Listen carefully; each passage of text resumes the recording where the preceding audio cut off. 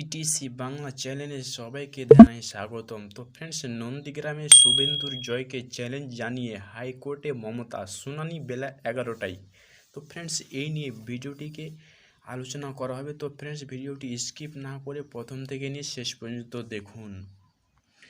নীলবাড়ির লড়াইয়ের নন্দীগ্রামে বিধানসভার ফল নিয়ে এবার হাইকোর্টে গেলেন মুখ্যমন্ত্রী মমতা বন্দ্যোপাধ্যায়। গণনায় কারচুপি সহ একাধিক অভিযোগ তুলে একটি মামলা দায়ের করলেন নন্দীগ্রামের তৃণমূল প্রার্থী মমতা।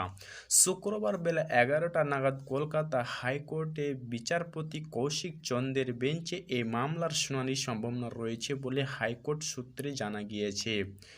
গত 2 মে ভোটের ফল প্রকাশের দিনই মমতা বলেছিলেন নন্দীগ্রামের ফল নিয়ে আদালতে যাবেন, কিন্তু কবে যাবেন সে ব্যাপারে কিছুই জানাননি সে সময়।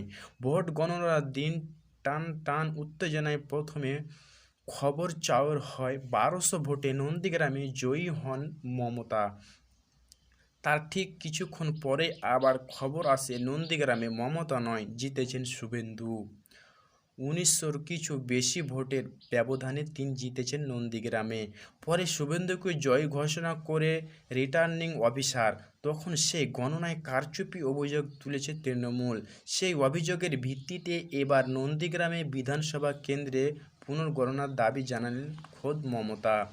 গণনায় কারচুপি অভিযোগে একাধিক বিষয় তুলে ধরা হয়েছিল তৃণমূলের তরফে। গণনার সময়ে 2 ঘন্টার জন্য সার্ভার চলে যাওয়ার ঘটনা ঘটেছিল, তা নিয়ে বারবার প্রশ্ন তুলেছে জোড়াফুল শিবির। এছাড়াও মমতা 1200 ভোটে জিতে গিয়েছেন প্রকাশ্যে আসার পরও নতুন করে গণনা করে শুভেন্দুকে জয়ী ঘোষণার বিষয়টি ভালো চোখে দেখেননি শাসক দল। শুধু তাই নয়, মোবাইলে একটি মেসেজ দেখিয়ে মমতা সাংবাদিকের সামনে বলেছিলেন, একজনের কাছ থেকে SMS পেয়েছি। নন্দীগ্রামের এক রিটার্নিং অফিসার জানিয়েছেন বন্দুকের নলের মুখে কাজ করতে হচ্ছে। তিনি যদি পুনঃগণনার নির্দেশ দেন তাহলে তার প্রাণ সংশয় হতে পারে। নন্দীগ্রামে মেশিন পাল্টে দেওয়া হয়েছে। শুভেন্দু কিন্তু ভোটের ফল বেরোনোর পর থেকে মমতাকে লাগাতার আক্রমণ করে এসেছেন। মমতা ভোটে হেরে মুখ্যমন্ত্রী হয়েছেন এসব বলেও কটাক্ষ করছেন তাকে। জোড়াফুল শিবির শুভেন্দুর পাল্টা নানা কথা বললেও মমতা এসব নিয়ে তেমন করে মুখ খোলেননি। এবার তিনি পূর্ব ঘোষণা মতো আদালতে দ্বারস্থ হইলেন।